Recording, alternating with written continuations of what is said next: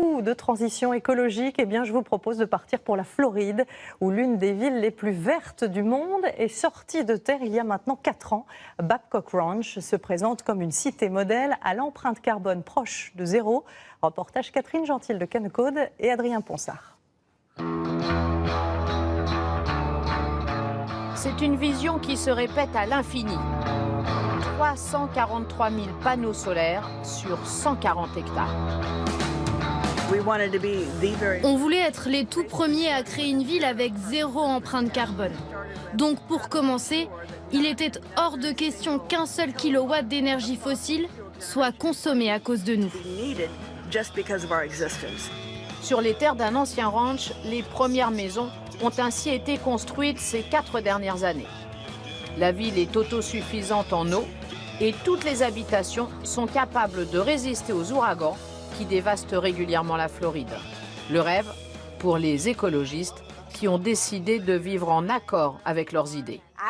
C'est pour cette vue qu'on a décidé d'habiter ici, mais aussi pour élever notre fille dans un environnement où elle peut jouer à l'extérieur et même se baigner, pêcher et faire du canoë quand elle veut. Dans les rues, même aux heures de pointe, il n'y a quasiment aucune voiture, ce qui est rarissime aux États-Unis. Pour se rendre à l'école qui est gratuite, on se déplace de préférence à vélo ou à pied. Le but est d'inculquer aux enfants dès le plus jeune âge les bons réflexes pour sauver la planète. Et en cours de sciences, on passe de la théorie à la pratique. On devait respecter des critères pour faire notre pompe solaire. Elle ne devait pas mesurer plus de 75 cm de hauteur et l'objectif principal était de faire monter et faire descendre l'eau le plus vite possible. Dans cet univers, les chiens ou les lapins sont admis à l'école pour que les enfants aient toujours un lien avec le monde animal et aussi pour les câlins.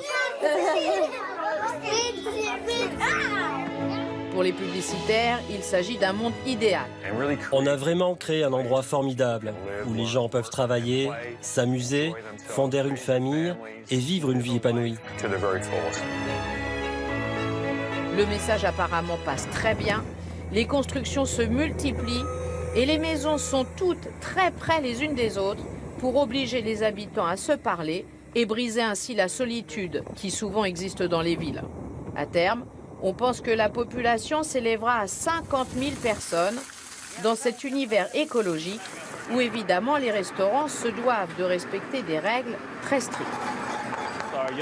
Que ce soit ces courgettes ou tous les autres légumes que vous voyez, ils sont bio et cultivés ici, dans nos jardins. Les commandes que l'on prépare sont pour le couple qui a été le premier à acheter une maison ici et qui rêvait d'une retraite bien spécifique. J'habitais il y a longtemps en Floride et c'était vraiment le cauchemar avec les maisons qui poussaient partout. Dernière innovation qui est encore à l'essai, des bus électriques sans chauffeur qui bientôt vont sillonner la ville. Vous savez, les GPS sur les téléphones portables utilisent 3 satellites pour la localisation. Ce véhicule en utilise entre 13 et 17 en permanence. Les bus doivent respecter l'environnement et la sécurité. Ils sont capables de s'arrêter tout seuls si quelqu'un traverse à la dernière minute. La Floride est l'État le plus attractif des États-Unis puisque 1000 personnes viennent s'y installer chaque jour. Pour sauver les ressources de cette région, il faudra que des villes écologiques comme celle-ci se développent de plus en plus dans les années qui viennent. François. Bonsoir Anne-Claire. Alors cette ville, elle fait rêver, un mode de fonctionnement qu'on pourrait d'ailleurs imaginer appliquer un jour chez nous. Mais est-ce que ces solutions sont aussi propres qu'elles en ont l'air? Non, c'est en apparence qu'elle ne pollue pas en réalité. Prenez la voiture électrique qui est réputée très propre. Si vous prenez l'ensemble de son cycle de vie, de la fabrication jusqu'à son recyclage, eh bien son bilan écologique n'est pas très différent de celui d'un véhicule diesel à cause de la batterie. Et si l'électricité que vous utilisez pour rouler est faite à partir de charbon de pétrole, alors là, le bilan écologique est bien pire que celui d'un moteur diesel récent. Idem d'ailleurs pour les éoliennes et les panneaux solaires. Vous savez qu'ils font de l'électricité sans carbone, certes, mais qui nécessitent des tombereaux de béton, de métal, de verre qu'il faut bien fabriquer, justement avec du carbone. Éolien et solaire qui nécessitent aussi l'usage de ce qu'on appelle les terres rares, dont l'extraction se fait au prix de ravages sur l'environnement. En réalité, ces technologies dites vertes ne suppriment pas la pollution, Elle la déplace de nos villes vers les pays producteurs de terres rares, l'Afrique ou la Chine. Alors François, est-ce qu'il y a une solution? Oui, il y en a une quand même, bien sûr. La vraie solution, c'est l'amélioration de l'isolation, de l'efficacité énergétique des logements et des véhicules, parce que la seule énergie qui ne pollue pas, c'est celle qu'on ne consomme pas. Merci beaucoup François pour cette petite touche d'optimisme final.